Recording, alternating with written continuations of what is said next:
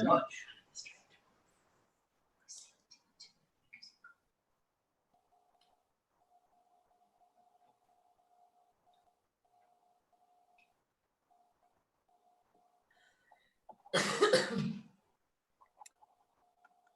Okay, Chairman, you can go ahead. Okay, thank you very much. Welcome, everybody.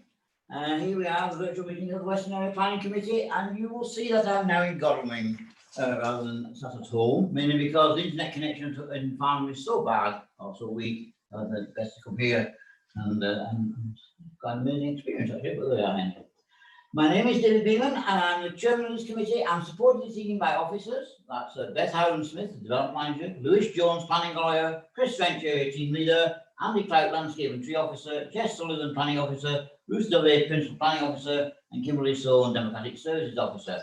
Also present, of course, is John Rabini, who is the vice chair. Members and officers, please use the hand raise function within Zoom to indicate that you wish to speak.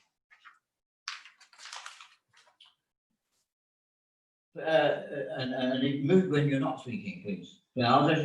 Please can I also ask if any questions get brief and to the point? We're timing speeches this evening, and an alarm will sound when you've been speaking for 4 minutes. If any member in the meeting lose the connection temporarily, we will pause to allow them time to rejoin the meeting. If the webcast stream fails, and we'll also have to adjourn until we're able to reset the connection. Right, shall we start? Number one, agenda item number one. Apologies for absence and substitutes. Kim, any? We've had apologies from Councillor Michaela Martin, Chairman, but it was a last minute apology due to being stuck at work. Therefore, we haven't got a substitute. Could I also apologise, Chairman, that on the agenda I had inadvertently omitted to add item 2 as minutes of the meeting. So we do need to include those after this item, please. Okay. Item 1 in minutes of last meeting. You know the minutes of the meeting held on the 8th of August, which have been published on the council's website. Is that everybody accepted? Everybody read them? Everybody happy? Agreed. Yes. Agreed. Agreed. Very good. Declaration of interest. Kim, are there any declarations of interest been received? None received, Chairman. Questions from members of the public? None received, Chairman. And questions from members? None received, Chairman. Right. Okay. Next one. Any relevant updates to government guidance or legislation since the last meeting? I think. Chris, are you to represent this? Beth, okay, let's do it. Beth, I think you've got lots to tell us, haven't you? Well, actually, Chairman, there hasn't been a great deal since the last meeting, although members will be aware of the white paper, well, the white paper planning for the future and the other consultation that's taking place in tandem, which sets out some short-term measures under the current system, whilst the consultation is proceeding to radically reform the planning system as we know it. There are various changes that are being consulted upon. The wider planning service has not yet had time to digest those changes in full. So with all respect, I would rather not have to answer any questions right now, but we are working towards preparing a corporate response, assisting members in doing that. The deadline for the white paper planning for the future is the 29th of October, and the deadline for the other consultation dealing with the shorter term changes is the 1st of October. Thank you, Chairman. I think the other point I would say is they're quite dramatic changes, aren't they, Beth? And yes, they are. I mean, my disappointment was, I think I can only find neighbourhood planning mentioned once in the whole document. Is that correct? Yes. And that was in brackets or somewhere, and it's very sad. And I wouldn't want to do the proposed changes any disservice by summarising them too crudely. So no, I did like to make the point that I could only find neighbourhood planning mentioned once, which I think was. I think you're young to speak. Oh, yes, yes, Councillor Coburn. Yes, I just wanted to put a plea in here. I'm sorry to be repetitive for local plan part 2. There's an awful lot going on. We've got this consultation. We know that Natural England are going to be looking again at the Surrey Hills AOMB. We're next in line there. There's a lot going on. We mustn't lose our focus on local plan part 2, especially with this consultation, because we can put something in there that will give us a head start, if you like, if and when all of these possible suggestions come in. So please, please, please, by all means, do a good, robust consultation. I'm sure you will, Beth, but don't the rest of the planning department, the officers, the planning officers, forget local plan part 2, please.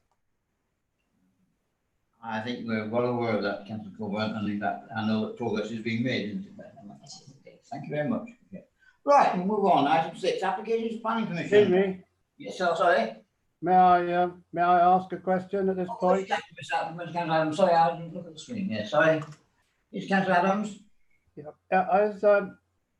is the planning department going to put out a summary of the these papers for us quite soon? I am sure they are. Beth. Thank you, Chairman.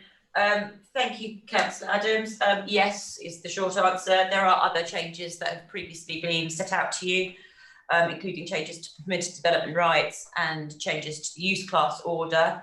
So those changes, plus those changes proposed within the 2 consultations that are currently taking place, will be put into a comprehensive summary for members of the council, so all ward councillors, to digest. That is currently being written, and as soon as it's ready for sharing to members, I will ensure that that's done. Thank you. Thank you very much, Beth. Move on then. Applications planning commission. Members, please note the polling feature within Zoom has been set up so that votes on the following items can be taken by general assent or using the polling. If a recorded vote is required, this will be done by roll call. Right, move on. Next item, applications decided under delegated powers. Do you wish to advise the committee of any applications decided under the new delegated power in consultation with myself, John Rubini, and the ward councillors? No, Chairman, there's been none since the last meeting. All right, fine, thank you. Right, we move on. Number 7, objection to the tree preservation order number 06/2020. Tree on land adjacent to Hindhead Road, Hazelmere, GU 271L. The purpose of this is to consider the objection to making a tree preservation order 06/2020 and to determine whether the order should be confirmed or with or without modifications. The report has no direct resource implications. There are environmental benefits in retaining the tree, which merits special protection. Now, before this, I believe that Chris French wishes to speak on this item before we go to Andy Clark. Yes, thank you. Thank you, Chairman, and good evening, members. Just really want to, at this point, clarify and apologise. There are a couple of minor formatting errors that are that have crept into the published report. The body of the text in the report is correct, and the published version only differs slightly in terms of some formatting, notably on page 7 and the formatting of the header of the document. But just at this point to clarify, the report is correct, and apologise that there are those formatting errors. Thank you, Chairman. Wish to comment on that before we move on? Right, Andy Clout, you wish to make a presentation, yes? Thank you, Chairman. Yes, understand the slides are going to be done for me. Is that correct? It's Fiona that's going to do it. Fiona. We're hoping Fiona's going to. Chris, are the slides to be done by the committee services? Yes, Kimberly, are you able to run the slides?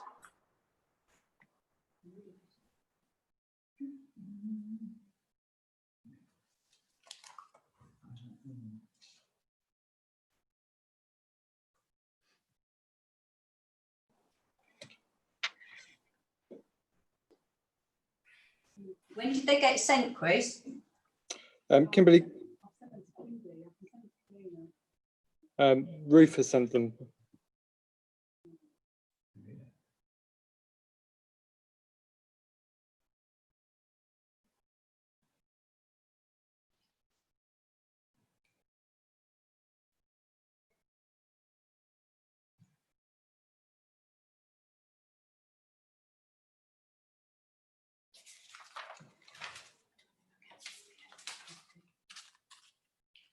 Hi, Fiona. I've just sent these to you now. Sorry.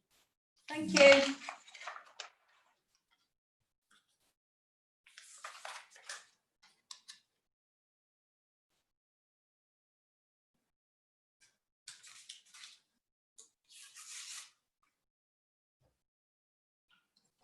Sorry, Chairman, I'll need a few moments to connect in to pick up those up from my email.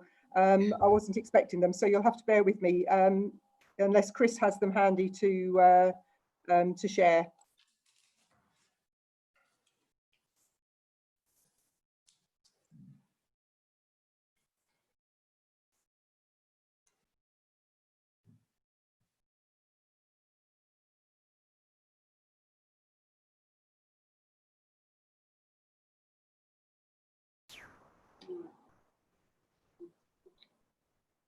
Apologies, one second, we're sorting something out our end so that we can share it here.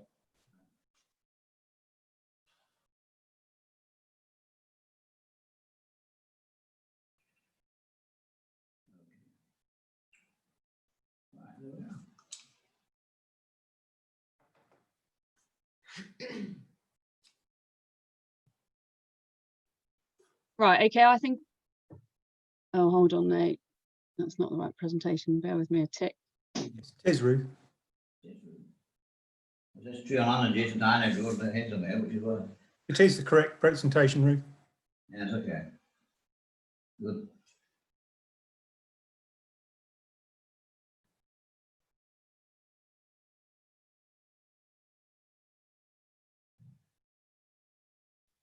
Apologies, so can everyone see the tree present order presentation on my screen? Yes. Yes. Yeah. Okay, excellent, right, just bear with me a second. Right, okay, and if you want to fire away. Thank you, Ruth. Can everybody hear me okay? Certainly, yes, yes, thank you. Good evening, everyone. This presentation is brought before members in respect of the report to decide whether a tree preservation order, number 6 of 2020, should be confirmed with or without modification, following an objection being made by an interested party. Next slide, please. The order 0620 was served on the 1st of April of this year to afford protection to a mature oak tree adjacent to the Hindhead Road in Hazelmere. The tree is situated on a bank above the main road between a driveway serving several properties that front onto it. It is approximately opposite the road junction with Critchmere Hill, which is northwest of the tree's position. Next slide, please. The order was served following concerns raised by a local resident regarding the intended pollarding of the tree. Following inquiries into the engaged tree work contractor's intentions, it was considered expedient in the interests of public amenity to conserve the tree and restrict pruning works to it until such time that appropriate consideration had been given to the tree's vitality, form, condition, and position. Next slide, please. An objection to the TPO has been received from the owner of Clare Cottage at Hindhead Road, the original instructor of the works. Following initial correspondence with officers, the objection is made on the following grounds: that the tree is not at threat from being destroyed, that it makes no sense to have one tree subject to a TPO when others nearby are not, and that management now proposed is reasonable and will not significantly affect tree health. Next slide, please. Following correspondence and dialogue with the objector, an application to prune the tree was received by an agent acting on his behalf for the removal of deadwood and epicormic stem growth and shortening of branching over the driveway and garage. This application is considered to have limited impacts on future tree health and public amenity in this respect, and is thus due to be consented to shortly, following this meeting under delegated powers. Next slide, please. The oak tree is visible from the Hindhead Road thoroughfare and contributes positively to the character of the street scene. Retaining a level of control over both current and future desires to prune the tree is considered a reasonable approach to conserving and maintaining public amenity and the character of the area. The tree is one of several along the main thoroughfare route into Hazelmere that are subject of TPOs. This includes trees directly opposite the oak concerned and along the roadside adjacent to the old boathouse and to the rear of the properties in Roe Copse adjacent to Dolphin Close. The tree owner remains at liberty to remove deadwood under exception from the need for a formal tree work application, and there is a right of appeal against any decision of the council to refuse any future application for proposed tree work. In conclusion, it is the officer's view that the objection raised against the making of the tree preservation order in its current form does not override the public amenity value presented by the tree. The confirmation of the TPO is considered an expedient approach to ensure the tree is not felled or subject of significant pruning works in the future without appropriate justification. Therefore, it is the officer's recommendation to this committee that the Tree Preservation Order 0620 in respect of an oak tree adjacent to the Hindhead Road in Haslemere be confirmed without modification. Thank you for your time. I'm happy to answer any questions that you have. Thank you, Chairman.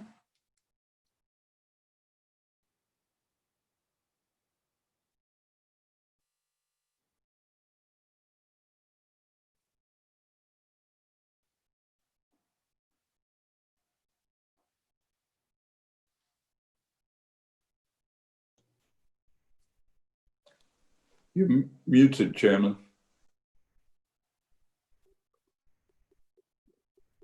Hold on. There you are, Councillor Keane. Councillor Keane. Councillor Keane, you wish to speak? Yes, can you hear me, Chairman? Yes, thank you. Thank you, Chairman. I know this area extremely well. I know it is very well treed along the whole of that road. My question is, are the residents of the house in question still allowed to prune the branches away from their garage? Because I think that seemed to be one of the issues about this TPO, that they wanted to get rid of this. And I can understand that. I mean, you know, oak trees are very beautiful, and I've no, you know, I'm not upset about it having a TPO, but I do think that residents should be allowed to remove branches when they are all over their drive or all over their garage. So could that be confirmed by Mr. Clout, please? Mr. Clout, you want to answer that now? Yes, thank you. An application for pruning of the tree has been made, which includes pruning back of branches over the driveway and towards the objector's garage. And as I said, that is something that is due to be consented to under delegated powers within the next few days. Thank you very much. Councillor Clark. Thank you, Chairman. A question for Andy Clout. You've half answered my question already. If somebody wants to carry out work on the tree, they apply like anybody else does, and you consider that and you come to an agreement. Am I right? Andy? Yes, that's correct. Councillor Edmonds. Thank you, Chair. I have a question as regards to public safety. If the TPO is issued, does the Waverley Borough Council assume responsibility for public safety in the event of a bough or branch of the tree creates a fatality? Is that Lewis Johnson? Andy Councillor, I believe. Sorry, Chairman. The making of a tree preservation order does not change the duty of care that the owner of the tree has. So it doesn't implicate the council in terms of liability. The fact that a tree has a tree preservation order on it does not alter the landowner's duty of care for their tree. Sorry, doesn't the tree preservation order tie his hands? No, clearly if the tree requires works because of issues of decay or structural issues, then obviously that's something that evidence can be put forward and works can be granted and consented to accordingly. Thank you. Speak again, Chair. Councillor Keane, you want to say something? Chairman, when we're talking about ownership of this tree, it does say in the papers that the ownership of the tree has not been categorically identified. So, you know, the TPO was put on it, but, you know, if the branches fall on the road and fall on a car, it doesn't seem to me that there is any ownership showing. So I'm not sure how that would work. Thank you. Sorry, the ownership issue would be one, obviously, that would need to be determined in the case of liability in terms of the tree's position. The original objector obviously stated that he didn't think that he was the owner of the tree. However, he has applied for works to the tree and stated in his application form that he is the owner of the tree. I think the issue is that the tree may straddle two different separate land holdings or ownerships, and therefore there may be a joint responsibility or ownership situation. This isn't an issue that is of key consideration when making a tree preservation order, because as I highlighted, the tree preservation order doesn't affect or change the duty of care of the person who's responsible for the tree as the owner of it. Anybody else wish to speak? Right, well, my move to the recommendation. It is recommended that the tree preservation order 06/2020 applying to an oak tree on land adjacent to the Hindhead Road may be confirmed without modification. Do we have the voting, please, can we?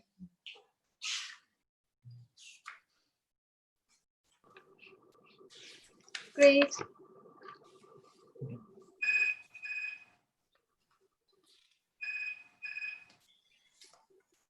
Agreed. Chairman, again, I haven't got the poll. Are you happy to just say what you wish to verbally, Councillor Stewart? I vote for. Okay, thank you very much.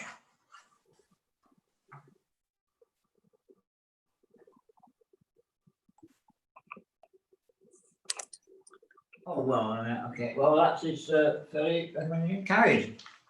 Thank you very much.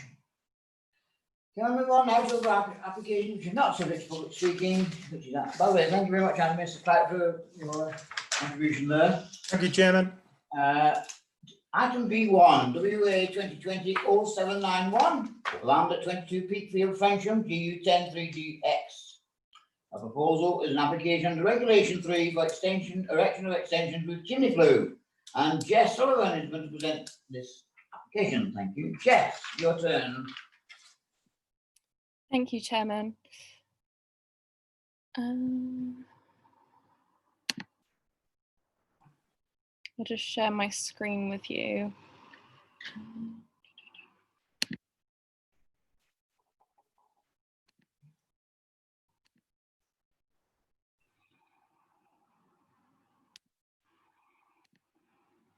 Okay.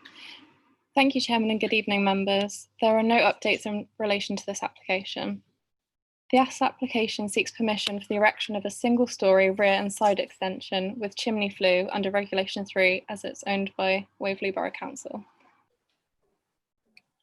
The site is located in Frensham and comprises a two-storey semi-detached dwelling. The character of the area is residential. Here is an aerial view with the site circled in red. I'll now move on to the proposed plans. The first plan shows the proposed site, including patio area to the rear and access and parking to the front. You can also see the extension in relation to the adjoining property 21 Peakfield.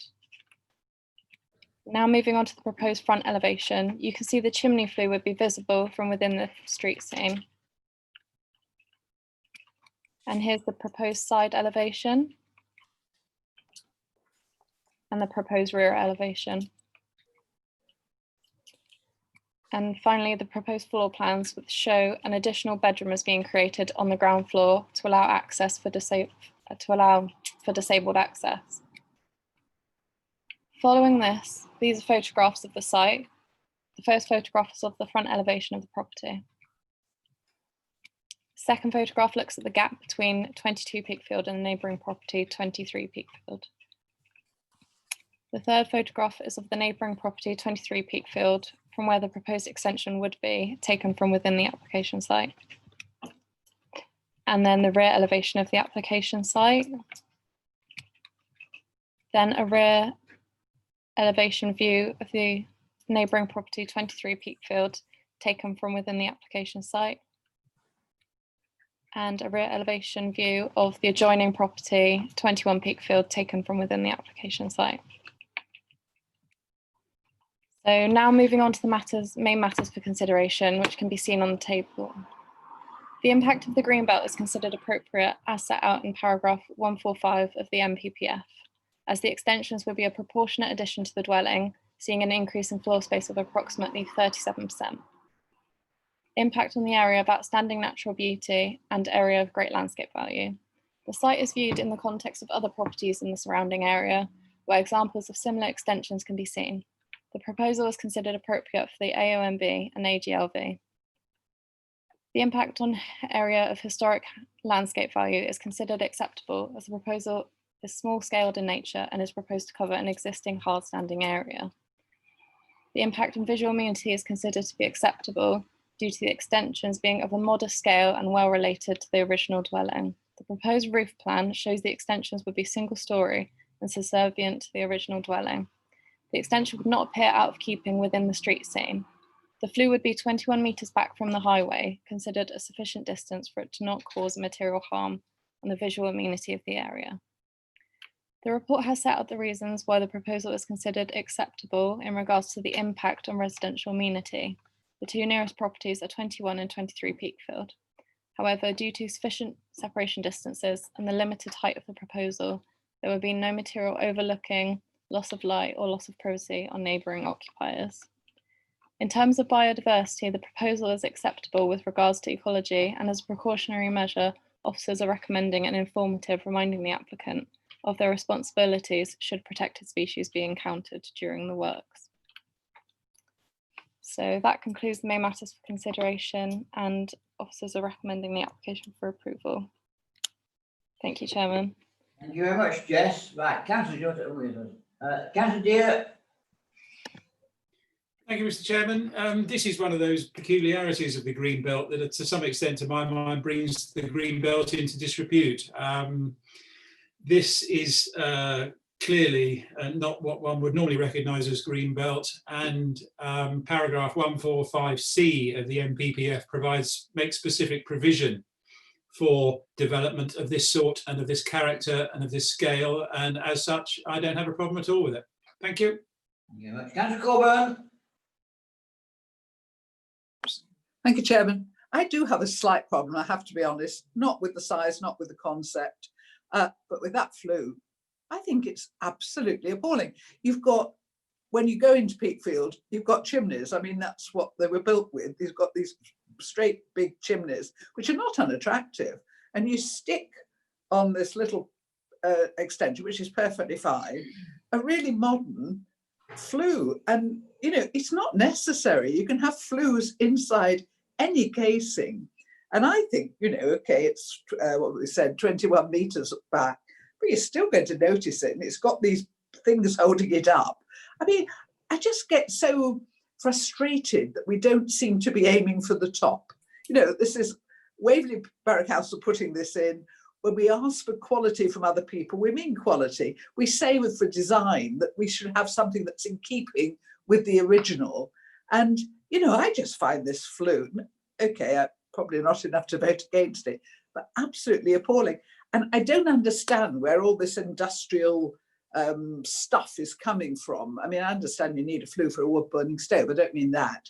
But all of a sudden, we go from quite soft looking houses to in your face, great big lumps of, I don't know, brutalist architecture with grey aluminium windows and flues. And I think, who on earth said this was good design?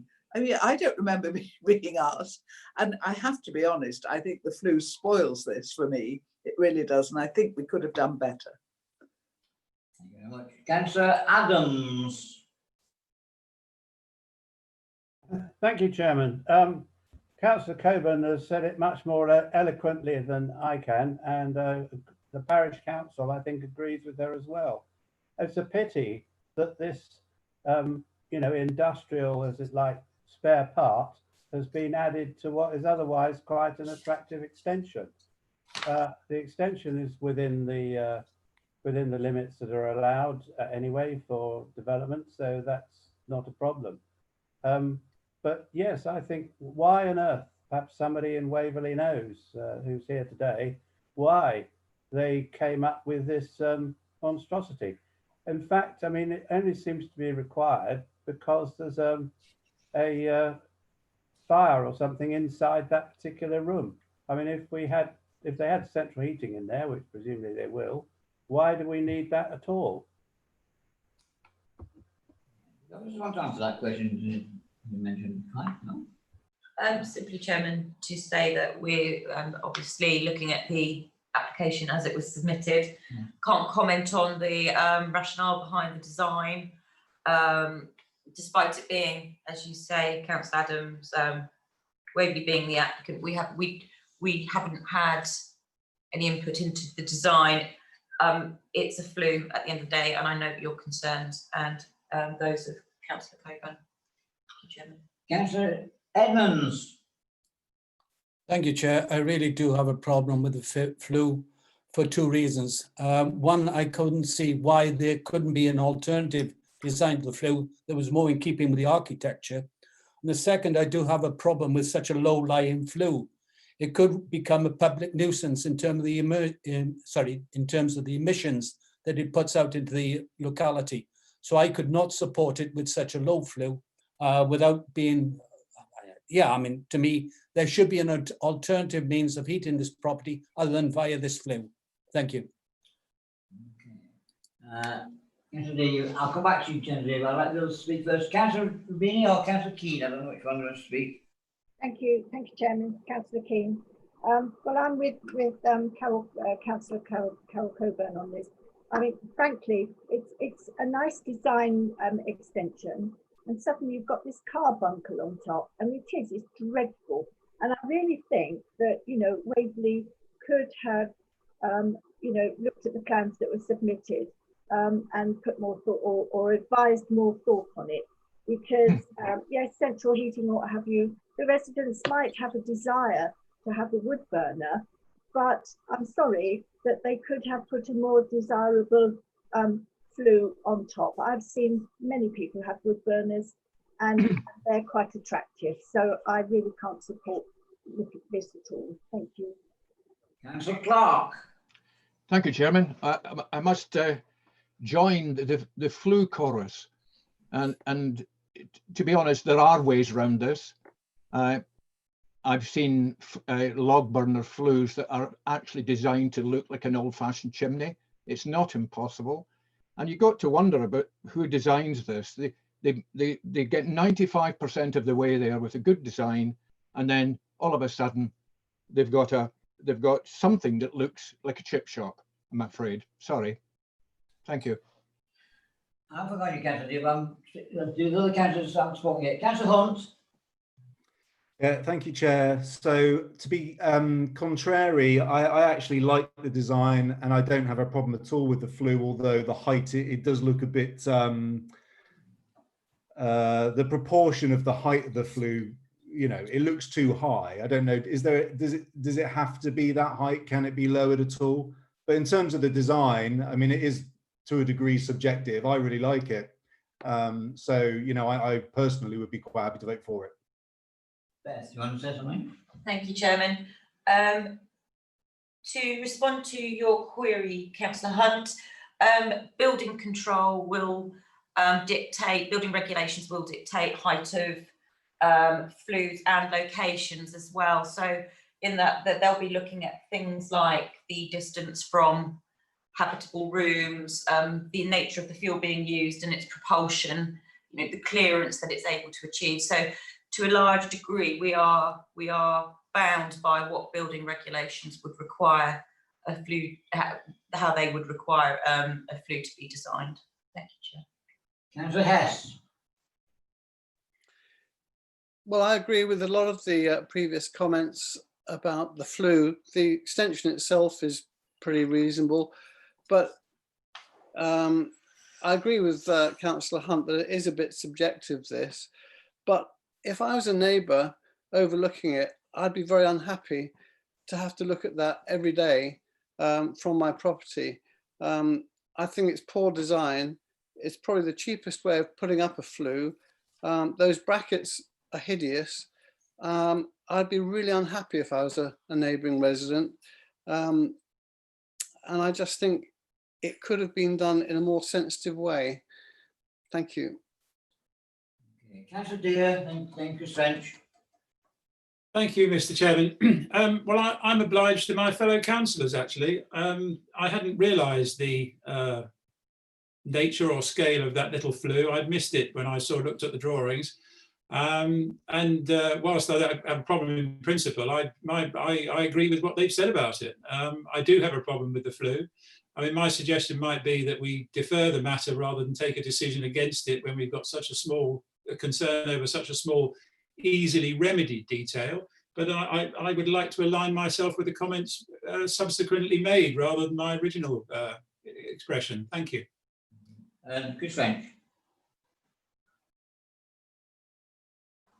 Thank you, Chairman. I just want to make sure that we cover one point. There was a question about nuisance from the flue, and we have consulted with environmental health, and there is a condition to do with the specification of the stove itself, which we've put, which is condition 5. So we're happy that that side of things has been covered.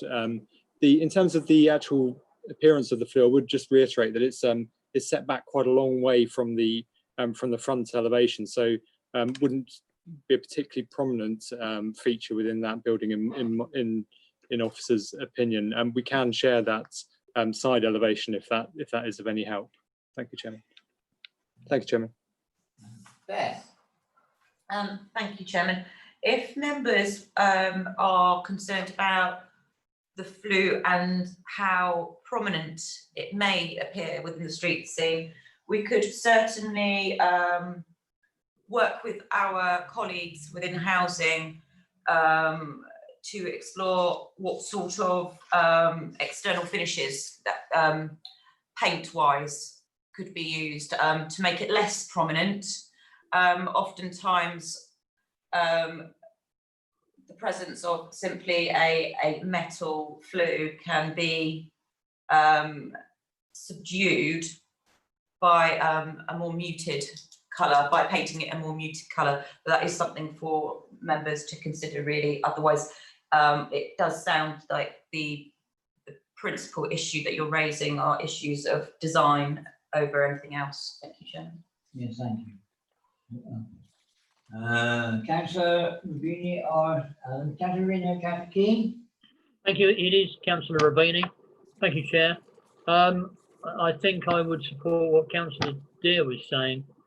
I think, like everybody, I am concerned in this nice area that we put this flue up. What I would like, because there's very little detail in here about the science of this and why it's got to be there, I personally would like to see it deferred for a greater report on this, is to see whether there are alternatives and where this flue could be placed, or indeed why it has to be of that height and place. I understand what they're saying about the smoke drift and the way you have to look at the wind currents and all the rest of it. However, as somebody mentioned originally, can it go in the chimney and then you'd avoid it? So if this matter could be deferred while we have a proper report on the flue, I'd be very much obliged, because I do agree with the rest of the extension. Thank you. Councillor Coburn. Well, Councillor Bean has just leapt in ahead of me. I would support Councillor Deere's suggestion for deferral too, because I really don't think a coat of paint is actually going to solve my issue at all. And whether it will solve everybody else, I don't know. But you know, a deferral, a time to speak to housing to see if there's a better option, and then we can all support it unanimously, I would have thought. Agreed. Would members be willing to have this matter deferred and then decide by delegated decision, or would you want it to come back to committee? We could consult. Yes. I think Gretchen would be happy with that. Sorry? You'd be happy with that? Gretchen would be happy with that. Okay, is everybody else happy with that? Yes, thank you. Great. Chairman, can we? I think we have a proposal to defer that's been proposed and seconded.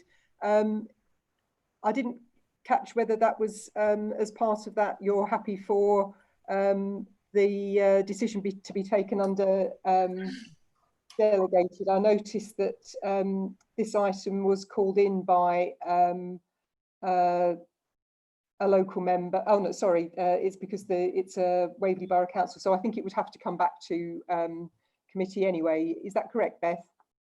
I understand that to be the case, yes.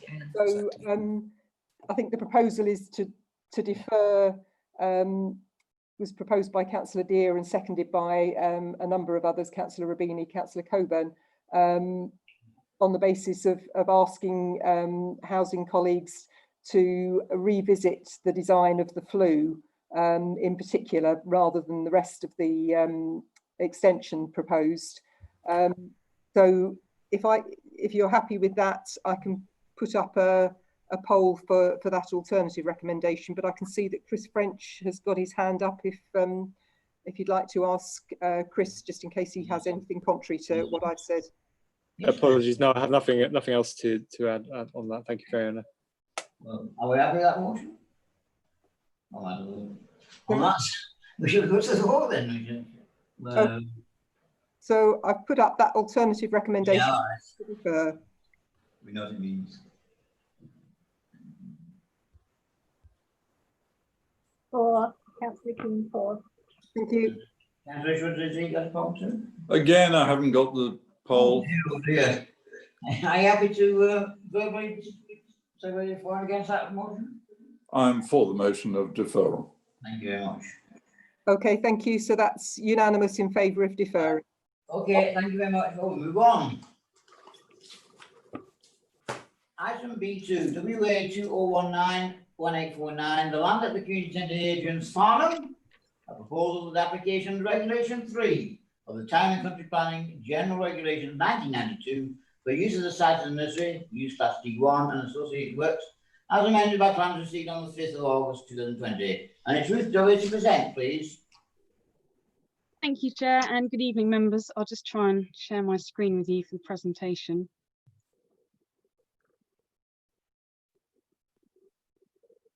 Can everyone see that? No, not yet. No, okay, bear with me a tick.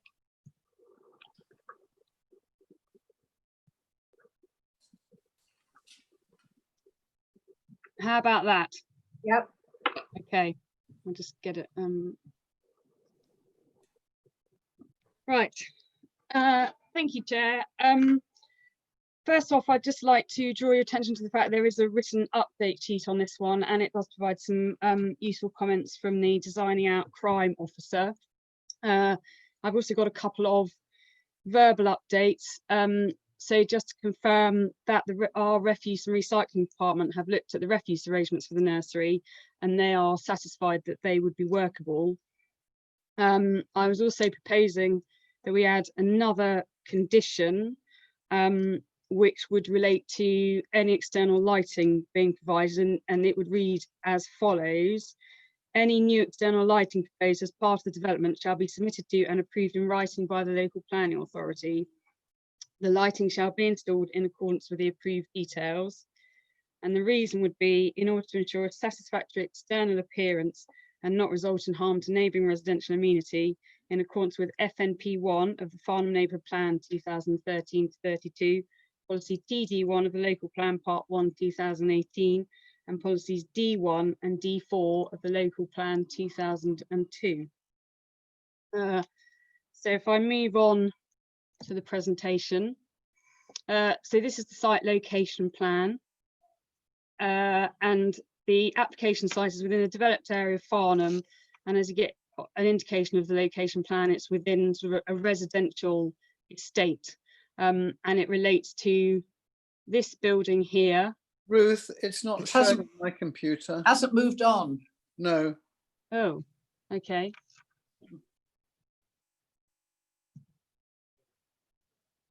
Has it done it now? No, not yet. We're still looking at number 1. Reshare just. Okay, bear with me. I'm just going to move desks to a different computer. Next slide and just. Hold on a tick, sorry, folks.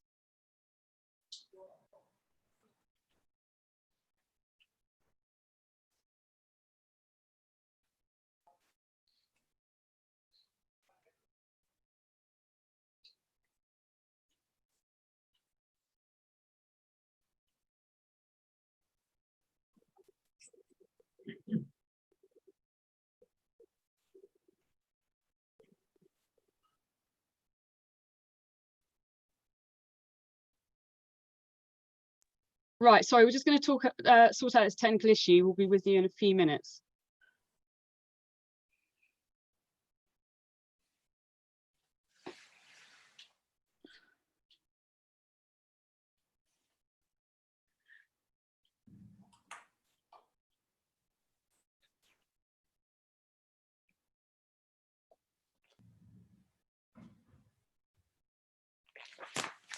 Ruth, I've got it on my laptop now, if if that's of any help.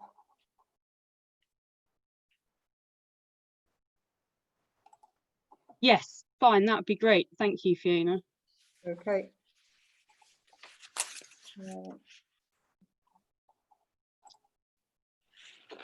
Right, so, sorry, just got to get my bearings again now.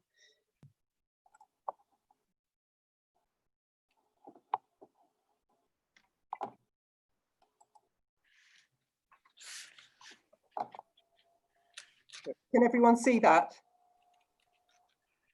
That's number 1. Right. So that should be the That's moved. Yeah, that's number 2. Good. Right. Okay, so yeah, so the I was taking you through the site location. So people didn't see the site location plan, is that right? Correct. Right, okay, apologies for that. Okay, so effectively the site is nestled within a residential estate within the developed area of Farnham, and it relates to a single-storey building, which you can see within the red line, and part of a footpath that runs south of that, and then to the very south of the site is a car parking area, and that contains 7 car parking spaces. Next slide, please, Fiona. Okay, so this gives you more context with an aerial. So you've got Farnham Hospital to the west, and you may be able to see to your east, you can just see part of the Cheppenham Flock roundabout to help you with your bearings. Next slide. And then this is a more zoomed in aerial. So the building in question is dotted blue. You can see that there are residential buildings that surround it around the courtyard of green communal amenity space. And also just to point out that immediately to the east of the building, you can sort of see a lighter grey rectangle, and that is a patio area that sort of leads from the building via patio doors directly out onto it. There's also, I don't know if you can show this, Fiona, but there is a footpath that runs north-south, which I pointed out earlier, which hopefully you can see. Yeah, thank you. Which you can see on the aerial. So if we can move to the next slide. Okay, so this is the slide looking at the eastern elevation of the building, and you can see the existing patio doors and also the communal amenity area that's for use by all the residential properties. And if we can move to the next slide. So on the right hand side of the photo, you've got an image of part of the northern elevation of the building and views towards the communal amenity space. Next slide, please. So this is viewing as you're coming up the footpath that I've referred to. This is a view from that footpath towards the western elevation of the building, where a new entrance would be formed for the nursery, and the 2-storey building beyond is number 17 Hadrian's, which is a residential dwelling. If we can move to the next slide.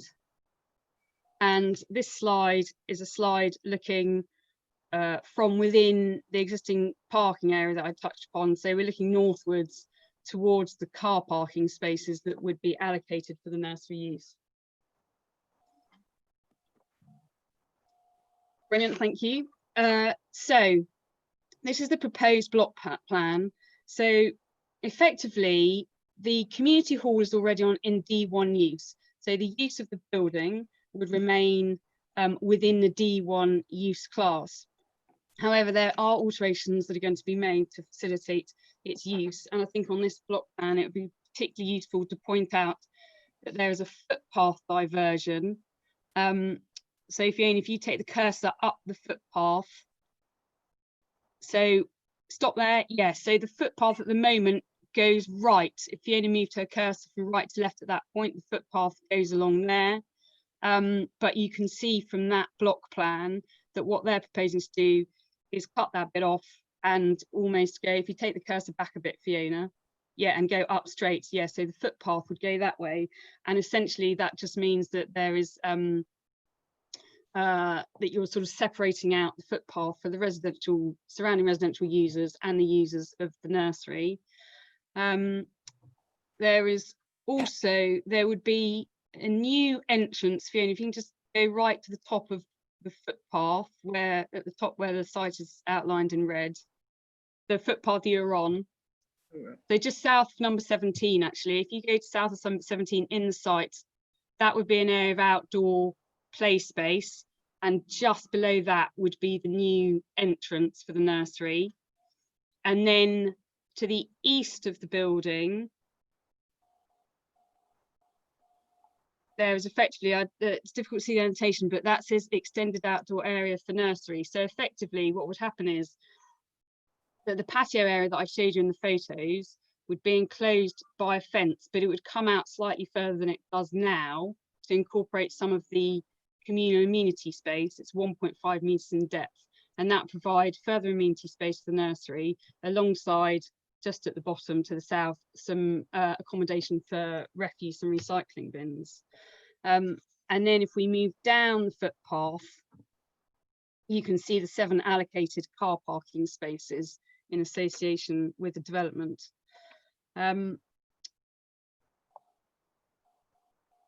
I think that's probably everything there is to say on that one. So if you'd have the next slide, thank you. So this is the proposed floor plan, so it gives you a better idea of the amenity space arrangements, and it's an indicative floor layout because they don't have an end user at the moment, but it also shows you where the main entrance would be, which would be the ramp that is annotated, that is shown just below where it says new outdoor area for nursery.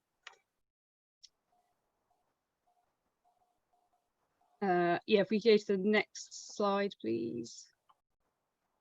So these are the elevations. So this is the proposed east elevation, which would largely remain as existing. It's still three patio doors within the eastern wall. The lower image is the image of the boundary treatment, so the enclosing of that amenity space that I referred to and the bin store. Next slide, please.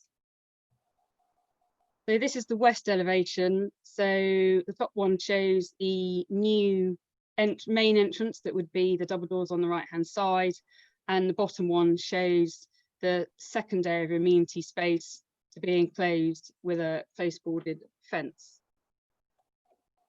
Next slide, please.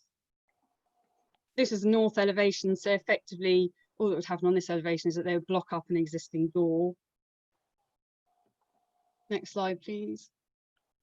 And this is the south elevation. So currently the main entrance is on the south elevation, but it would be moved to the west elevation. So you would effectively get that entrance blocked up. Next slide, please. So I've set out the key plan considerations on this slide. So effectively, as I think I've already stated, the building would remain in D1 use. However, there are, as you've seen, some physical alterations and some changes that would need to be made in order to facilitate that use. But in land use planning terms, we're satisfied that it's acceptable. It is, officers do acknowledge that there's a loss of a small piece of open green communal amenity area, but given it's very modest in size and that there is quite a sufficient level of communal amenity space remaining, we consider it is acceptable in this instance, particularly when balanced against the benefits of getting this building back into reuse as a nursery. In terms of design, the changes that you've seen are relatively modest and considered acceptable.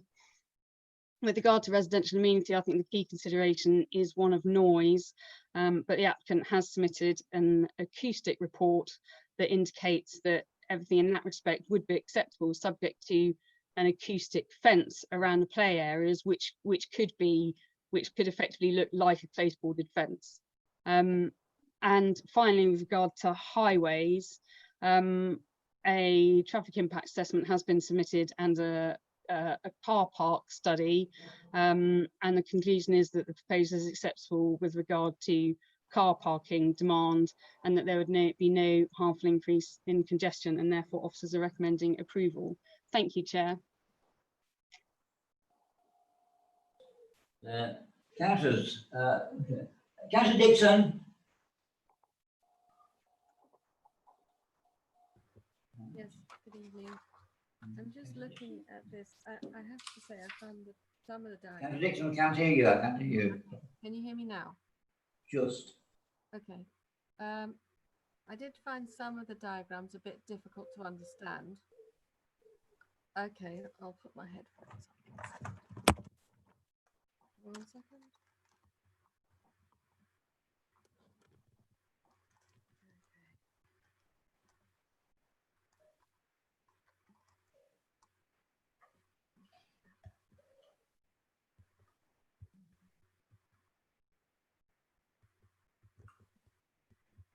Can you hear me now?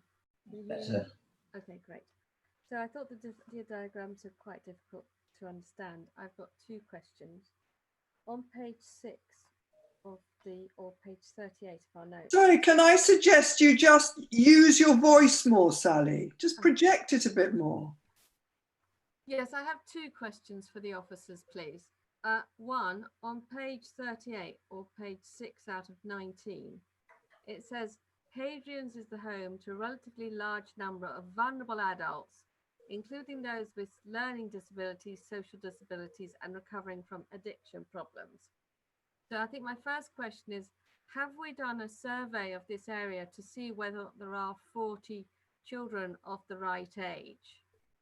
And the other question I had was to do with the parking. I understand that we're going to give up 7 spaces from the communal parking to the nursery. It wasn't clear from the diagrams whether or not you were going to build a fence around this, possibly to secure the children, I don't know. But I do wonder, have we again done a survey of the parking to see whether or not the residents can make do without those 7 spaces? And can the residents use those spaces when the nursery is not being used, i.e. at night time and at weekends? Thank you. Those are my 2 concerns. Should we do that question first? Those 2 questions first. Beth? Ruth, do you want to do the 2 questions first, please? Yes, thank you, Chair. Apologies if the diagrams weren't clear enough in the presentation. Just regarding the need for the nursery, I understand that colleagues of ours have had a visit from the Surrey County Council Educational Department, and they certainly think that there is a need for a nursery in this area. In strict planning terms, the need for the nursery wouldn't necessarily be a consideration, but it is something that has been considered as part of the application as background information. With respect to the parking, the applicant's certainly given no indication that they're planning to fence off those spaces. My understanding that they would just be they would be painted, and it would just be very clear for me the signage or markings on the parking space themselves that are allocated for the nursery. I have to confess I haven't asked the question about what would happen to them out of the hours of operation of the nursery, but I'm presuming if there are no physical barriers, then I would think that it would be okay for residents to use them, but I'm not entirely sure of the answer to that, and I suppose that may then raise questions of the fact that residents have to be out by a certain time of the morning. Thank you, Chair. Councillor Rabini or Councillor Keane? Thank you, Chair. It is Councillor Rabini. I have reservations about the fence. Now, I remember when you opened the briefing, you said there was an additional report from the crime and design advisor from the police. My concern is that if you use or if they use a close boarded fence, first of all, it would be open to graffiti and vandalism and could go downhill rapidly because I'm not quite sure there's enough lighting or defence for that fence in that area. So I'd like an explanation on that. And secondly, if anybody climbs over a close boarded fence, of course, I note in the report it says there is surveillance, anybody climbing over the fence would disappear from sight because you can't see through a close boarded fence. Is there any way of opening that fence up a bit more to have some sort of vision, or perhaps you could quote if there is a crime design report that tackles that problem? Thank you. Bruce, do you want to answer that one question? Yes, thank you, Chair. So just if I take your last point first, I think it would be difficult to open up the fencing on the basis that there's an acoustic report that indicates that a sturdy close boarded fence is required from a noise acceptability perspective. I can take you through, I've just got the comments from Designing Out Crime Officer in front of me. And he has effectively said a clearly defined boundary using a fence, wall or other effective barrier against intrusion is a prerequisite for a secure site and to define ownership. A secure boundary will help staff manage the site by limiting trespass and by channeling visitors to the site through appropriate entrances. A secure boundary will also frustrate the intruder intent on breaking into the nursery out of hours or limit the quantity or type of goods that can be stolen.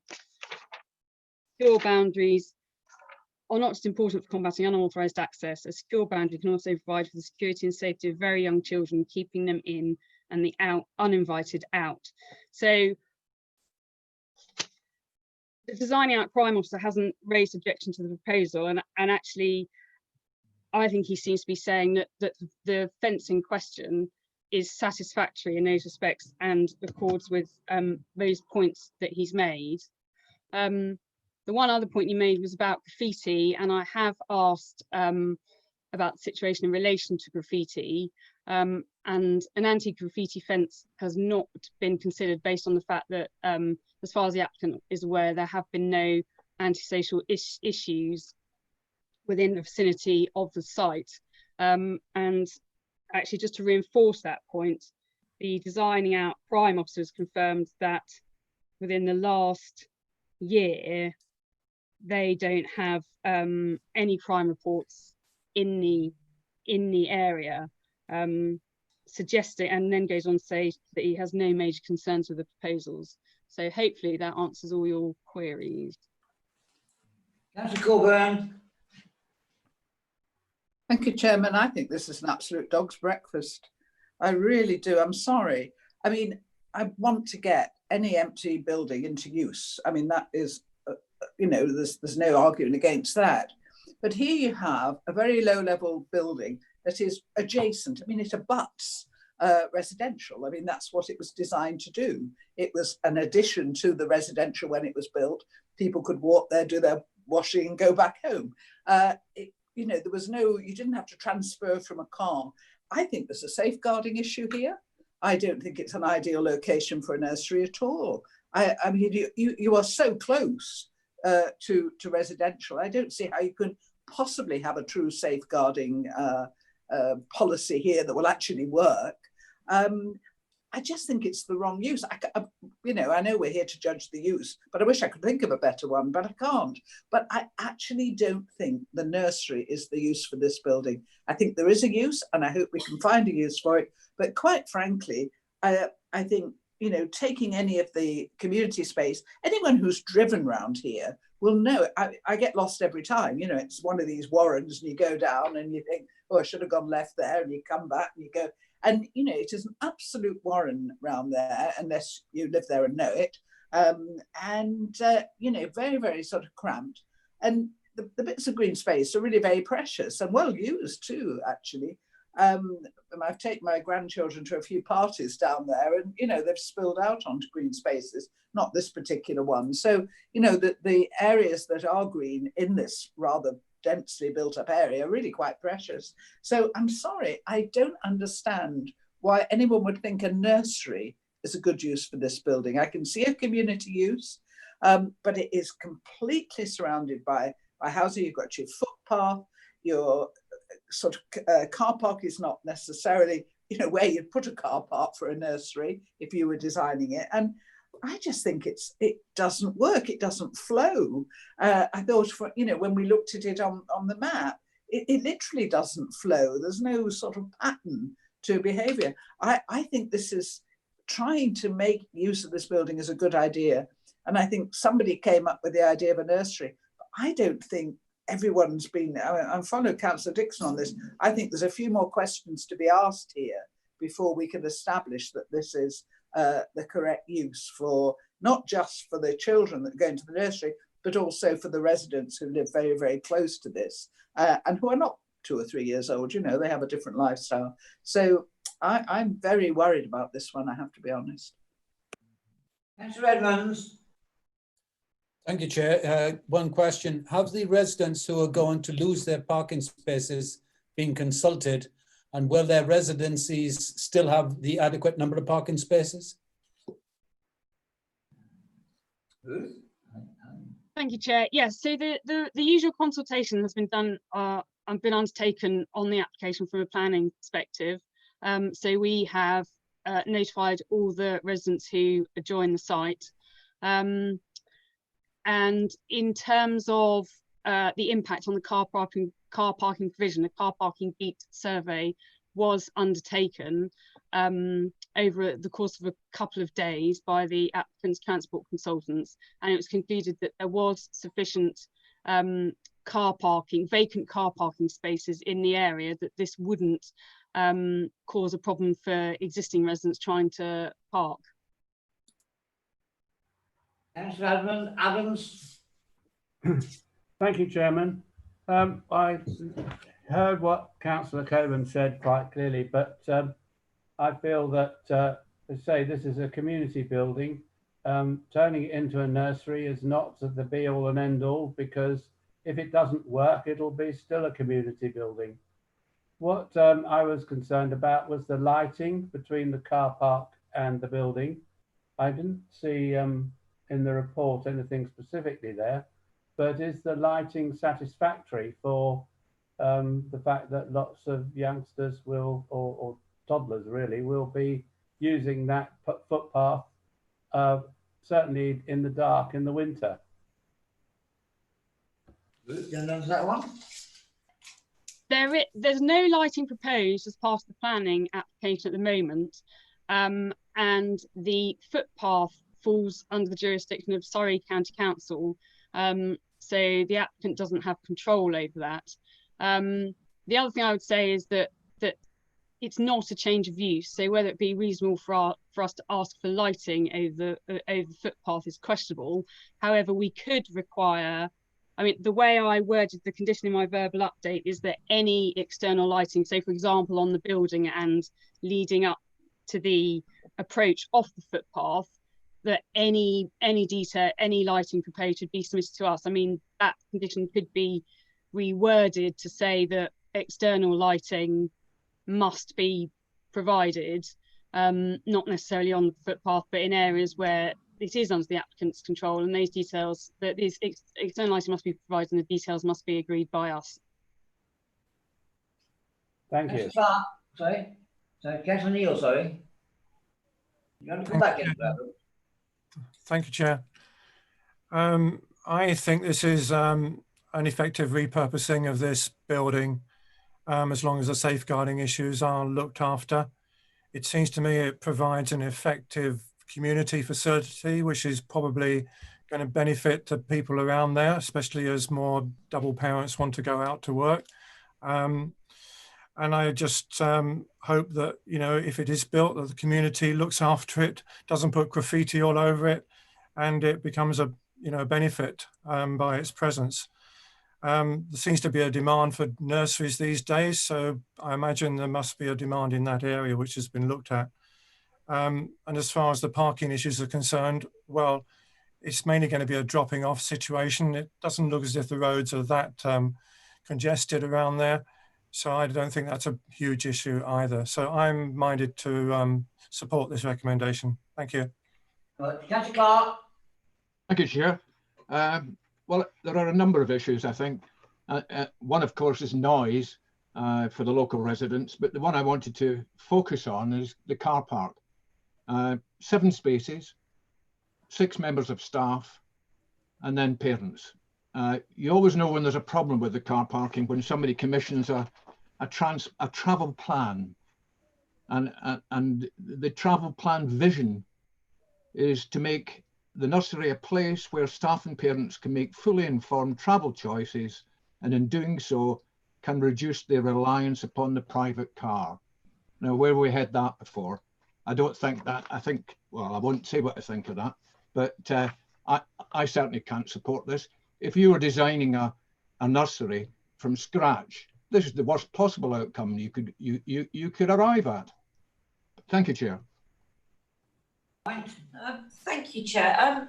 I've been listening carefully to the comments that members have been making, and what I would say is the areas of concern that are being raised, I don't think are insurmountable. And so if members were to consider not agreeing with the officer recommendation, then there is some additional work that we could take away prior to a formal decision being reached. That's further work on the parking issues, any further information we can get on lighting, and certainly looking into the safeguarding issues that have been raised. But at the moment, I don't think there's anything that's been so insurmountable that couldn't be dealt with under the cover of this application. Thank you, Chairman. Councillor Hess. Well, there are a whole lot of different issues with this, which I'm not very convinced about. I wonder whether Ruth could put up the photograph of the community centre with the surrounding houses. Could you do that again, Ruth? Pull that up again. Yeah, Fiona, would you be able to do that for me? I'll just, while you're doing that, I'll just tell you what my concerns are. Noise doesn't just travel horizontally, it travels in all directions upwards. And I'm just concerned about surrounding neighbours being disturbed for long periods of time during the day by the noise of children playing, which, you know, they will play, they will make noise, it's natural. But you've got to consider, I didn't mean that picture. It's actually showing the buildings close up at ground, that's it. So coming out towards that tree, I take it, is where the extended enclosed area will be. And you've got people's houses in the immediate vicinity. I think they're going to be very affected by noise. Coming to the question of parking, I don't know of anywhere where you can withdraw 7 parking spaces and not affect people, because parking is valuable. Parking is under pressure everywhere, to my knowledge. And if it was to be agreed, I would certainly want to give the residents the legal right to park at weekends, bank holidays, and after hours, because to deny them those spaces at times when they come home from work, I think would be quite a negative thing for the residents. To lose it during the day is bad enough, but to lose it 24/7, I just don't think it's fair on them, to be quite honest. Then there's the question of whether there's a cycleway planned so that parents can cycle in, because they're not going to be able to get their cars very near, from what I can gather. So active travel, which is pedestrian and cycling, I didn't really see provision for cycleway.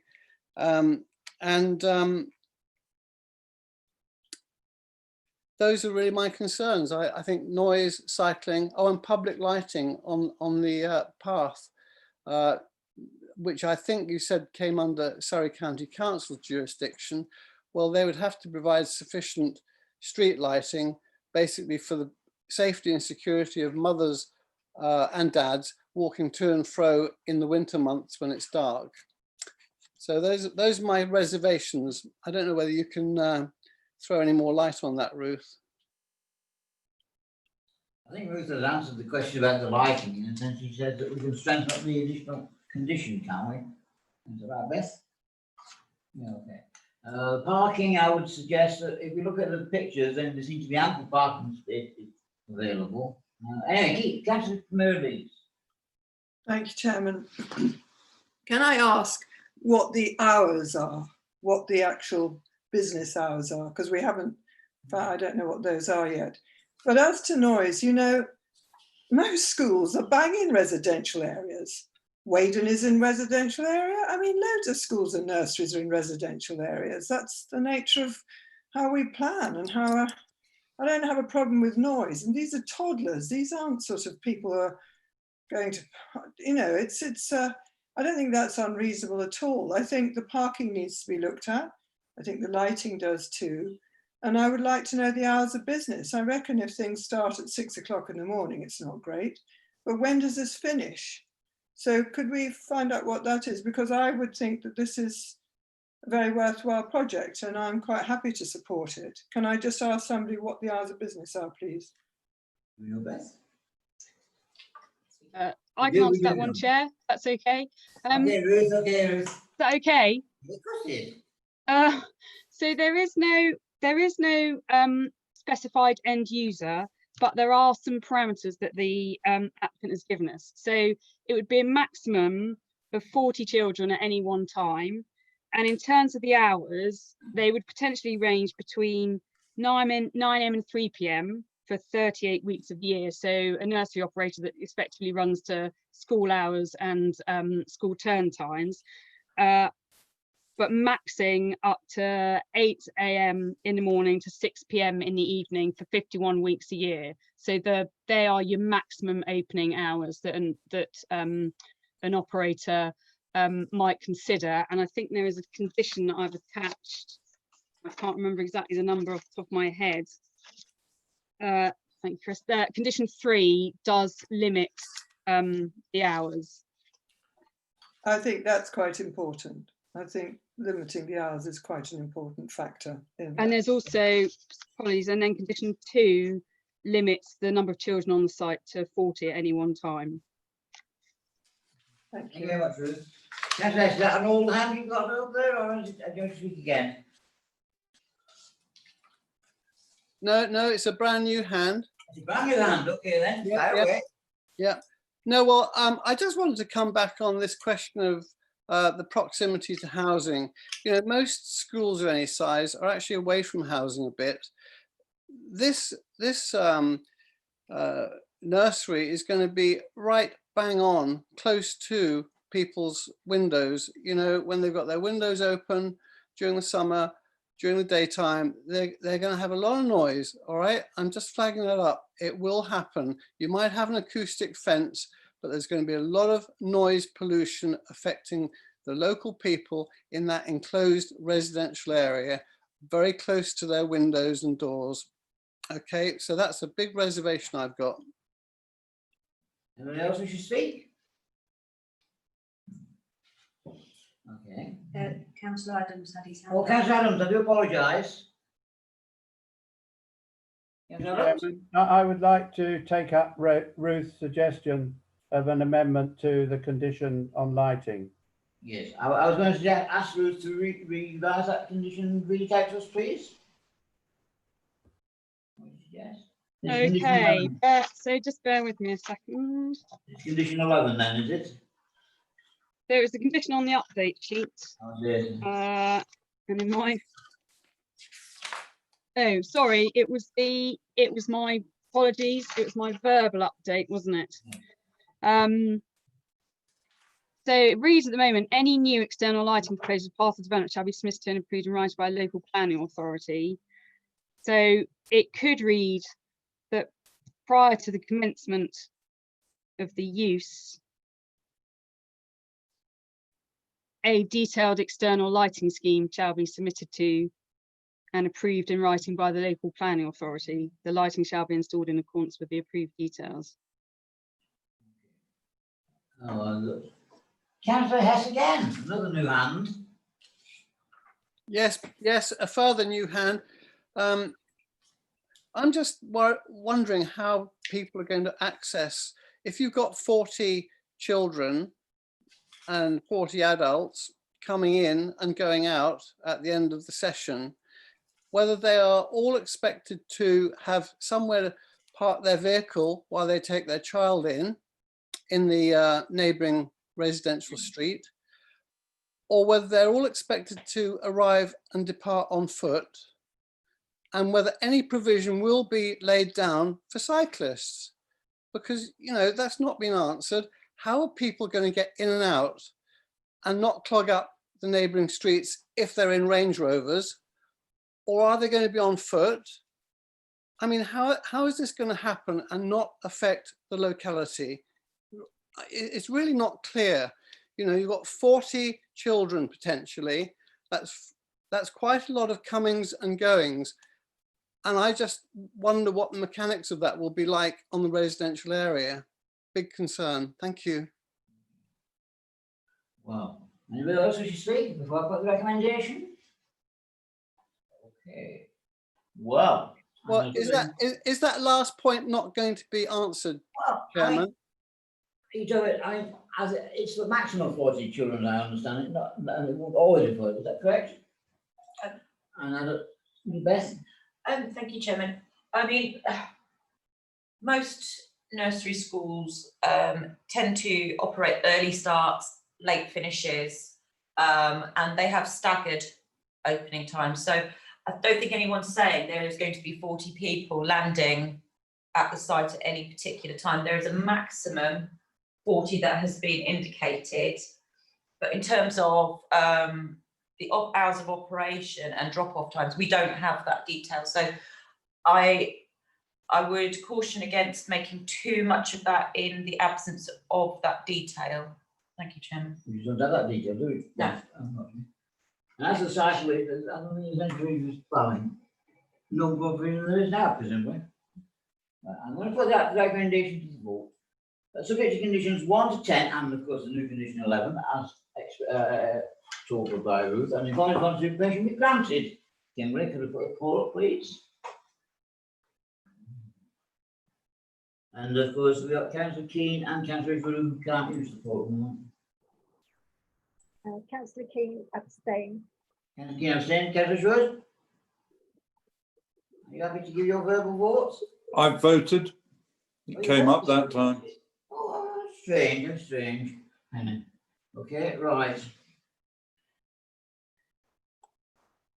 So, Chairman, for your benefit, that's 6 in favour, 6-4, 6 against, and 3 abstentions. And I voted in favour, so I'm going to but it is granted. Thank you very much. Sorry, Chairman, can I just clarify you're using your casting vote Yes.